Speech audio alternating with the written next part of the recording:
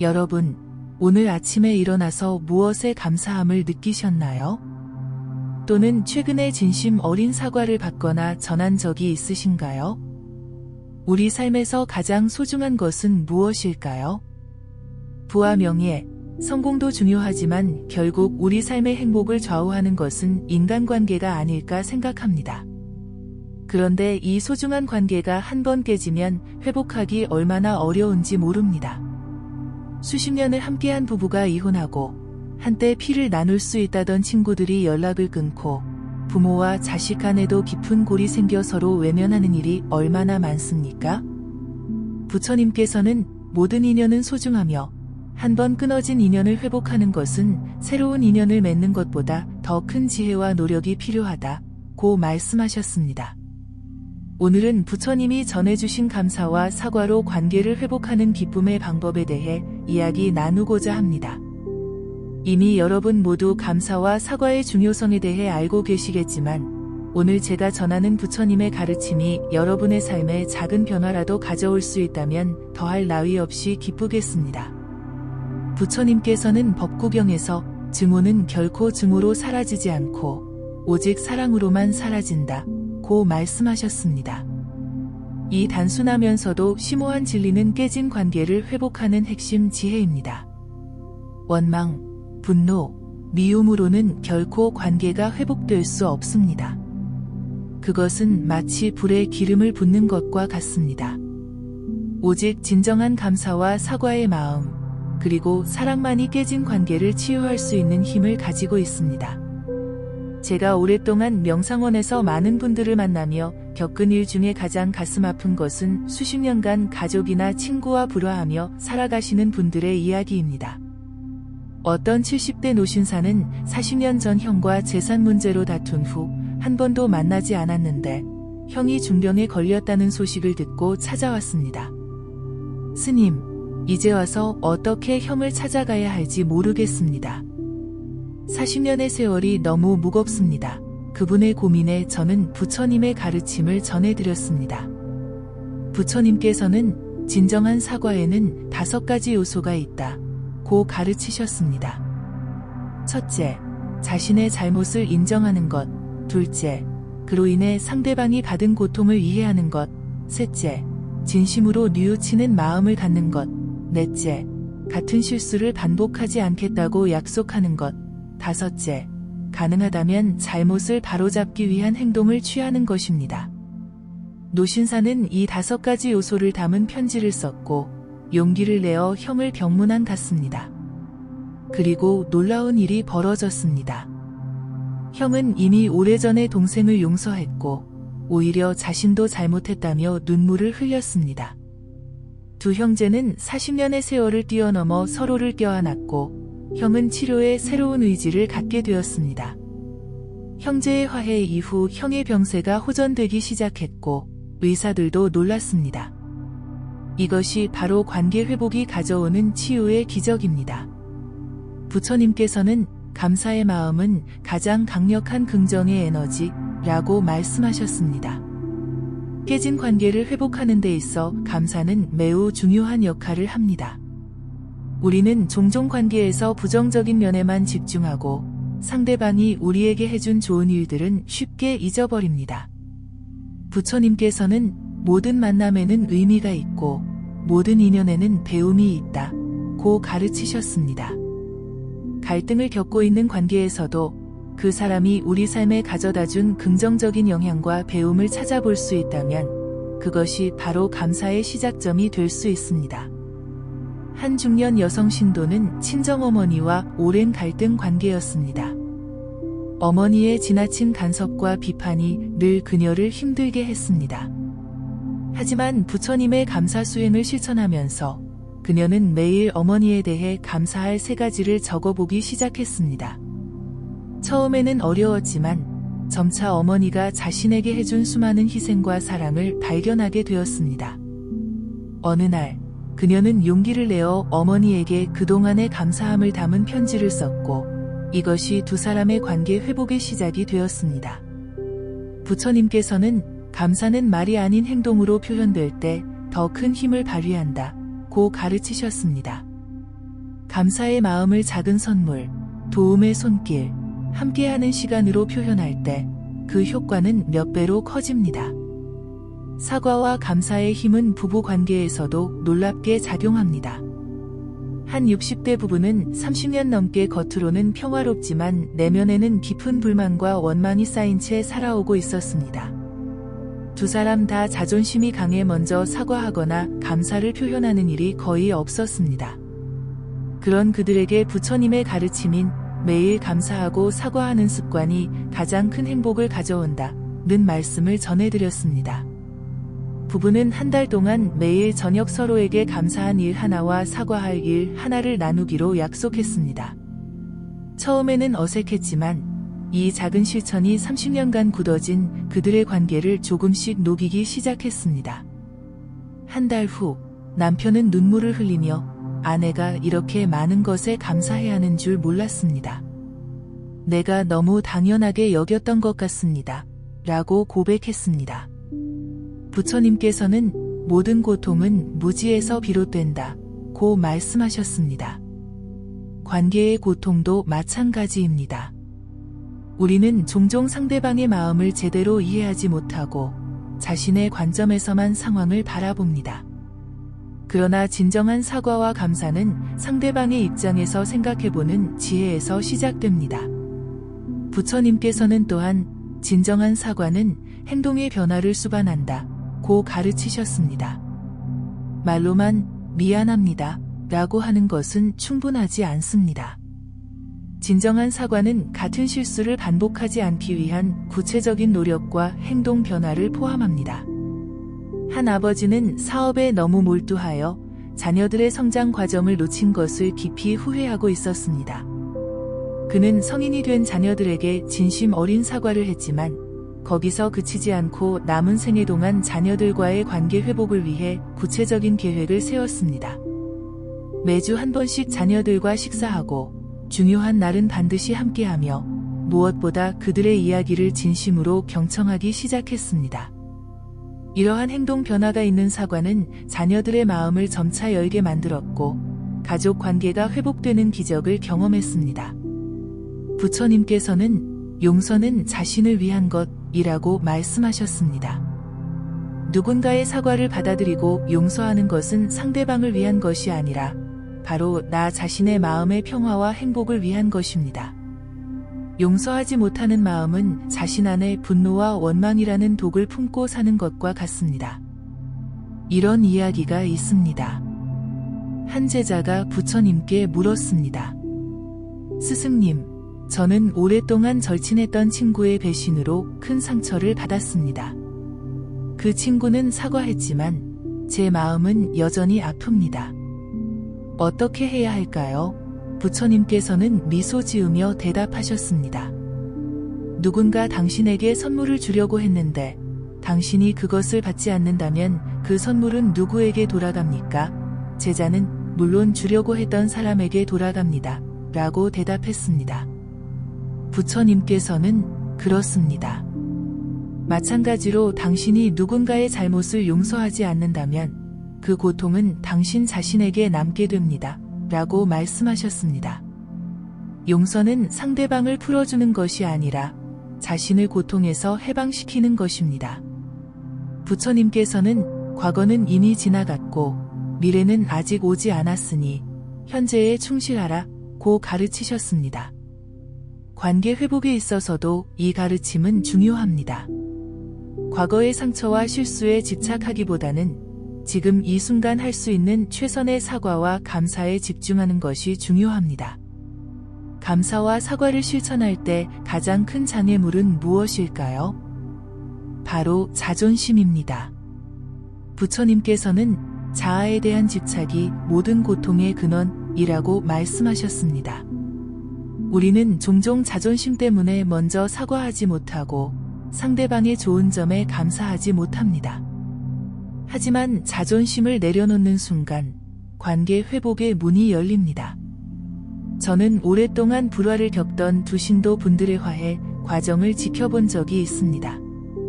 두 분 다 누가 먼저 사과해야 하는지를 두고 팽팽히 맞서고 있었습니다. 그때 제가 부처님의 진정한 승리는 상대방을 이기는 것이 아니라 자신의 분노와 자존심을 이기는 것이라는 가르침을 전했습니다. 그 말씀을 듣고 한 분이 먼저 용기를 내어 사과했고, 놀랍게도 상대방도 눈물을 흘리며 자신의 잘못을 인정했습니다. 두 사람은 서로를 껴안으며 화해했고, 그 자리에 있던 모든 이들이 감동의 눈물을 흘렸습니다. 이처럼 자존심을 내려놓는 작은 용기가 큰 치유를 가져올 수 있습니다. 부처님께서는 감사는 가장 강력한 기도라고 말씀하셨습니다. 매일 감사하는 마음으로 하루를 시작하고 마무리할 때 우리의 관계와 삶이 놀랍게 변화합니다. 아침에 일어나 가장 먼저 감사할 3가지를 떠올려 보세요. 저녁에 잠들기 전 그날 경험한 감사한 일들을 되새겨 보세요. 이런 작은 습관이 여러분의 마음을 긍정적으로 변화시키고 주변 사람들과의 관계도 자연스럽게 개선될 것입니다.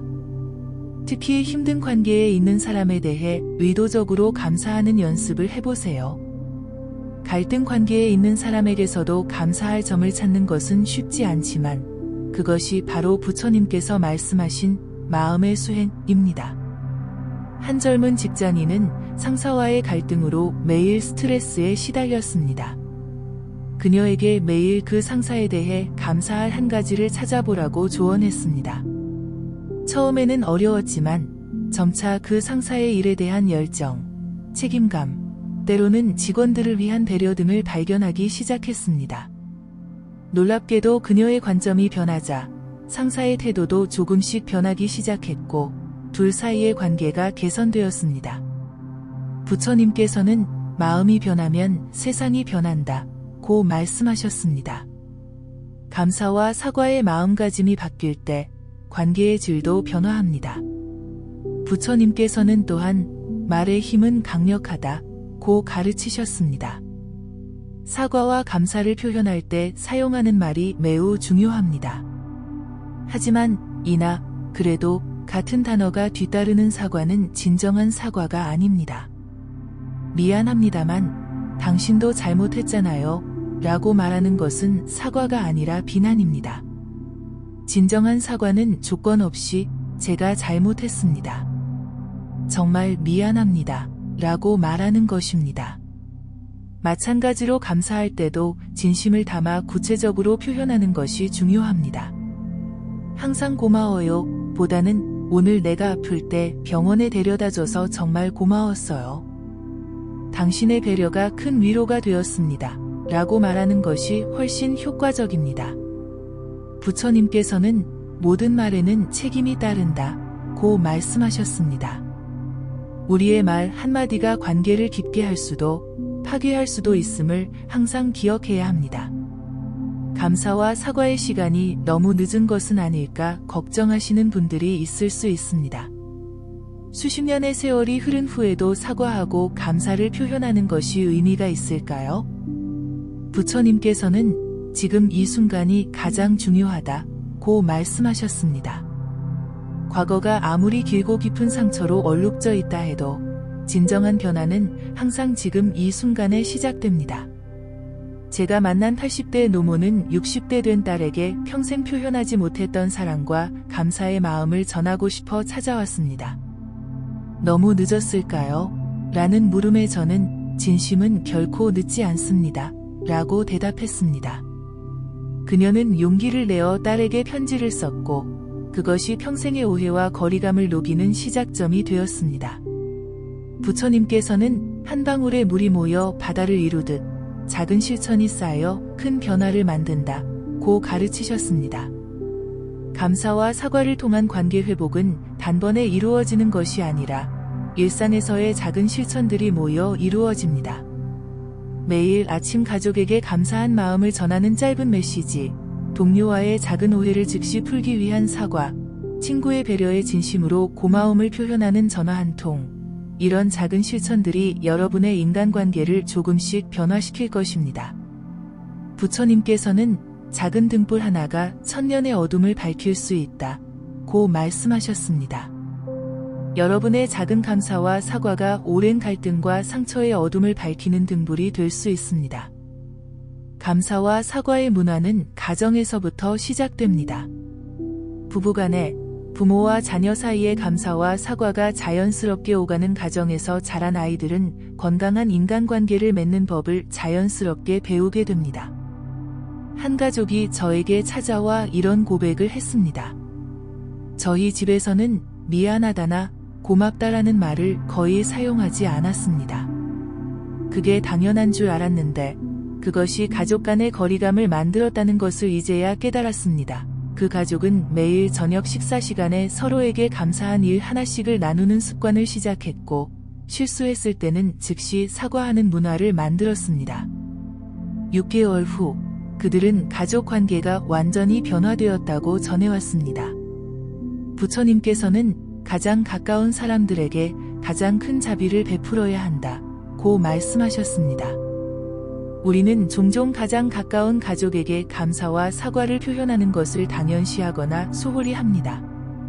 그러나 진정한 관계의 회복은 가장 가까운 곳에서부터 시작되어야 합니다.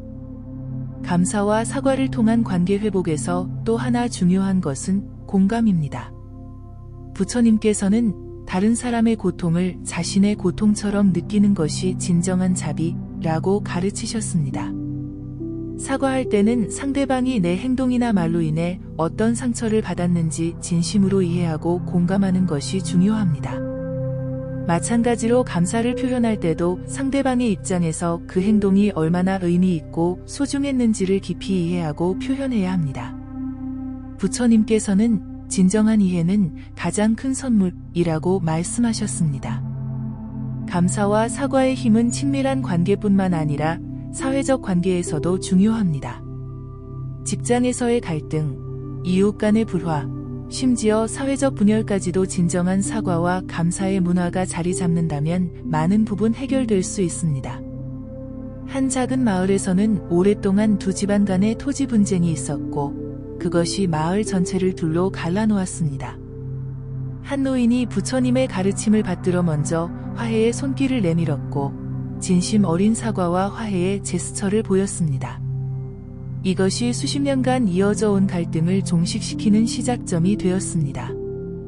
부처님께서는 한 사람의 깨달음이 1000명의 삶을 변화시킬 수 있다고 말씀하셨습니다. 여러분의 작은 사과와 감사가 주변의 많은 사람들에게 영향을 미칠 수 있습니다. 마지막으로 자신에 대한 감사와 사과도 잊지 마세요. 부처님께서는 자신을 사랑하지 않는 사람은 타인도 진정으로 사랑할 수 없다고 가르치셨습니다. 자신의 실수를 인정하고 자신에게 사과하는 것, 자신의 작은 성취와 성장에 감사하는 것도 매우 중요합니다. 우리는 종종 자신에게는 가장 가혹한 판사가 되곤 합니다. 하지만 자신을 용서하고 사랑하는 법을 배울 때 타인과의 관계도 더욱 건강해집니다. 부처님께서는 자신 안의 평화를 찾은 사람만이 세상의 평화를 가져올 수 있다고 말씀하셨습니다. 오늘 제가 전해드린 부처님의 가르침을 통해 여러분의 삶의 감사와 사과의 문화가 더욱 깊게 자리 잡기를 진심으로 기원합니다. 어쩌면 오늘 이 말씀을 듣고 오랫동안 미뤄왔던 사과의 전화를 걸거나 잊고 있었던 감사의 마음을 전하게 될지도 모릅니다. 그런 작은 행동이 여러분의 인생에 그리고 상대방의 인생에 얼마나 큰 변화와 기쁨을 가져올지 상상해보세요. 부처님께서는 1000개의 촛불이 하나의 촛불로부터 밝혀질 수 있고 그 하나의 촛불이 수명이 줄어들지 않듯이 행복은 나눌수록 더 커진다고 말씀하셨습니다. 감사와 사과의 기쁨을 나누는 여러분의 작은 실천이 주변의 많은 이들에게 전해져 우리 사회 전체가 더욱 따뜻하고 화합하는 곳이 되기를 바랍니다. 오늘도 함께 해주셔서 감사합니다.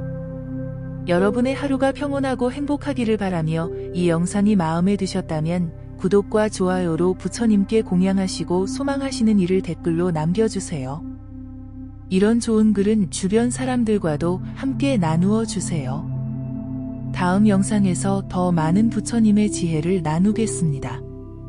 감사합니다.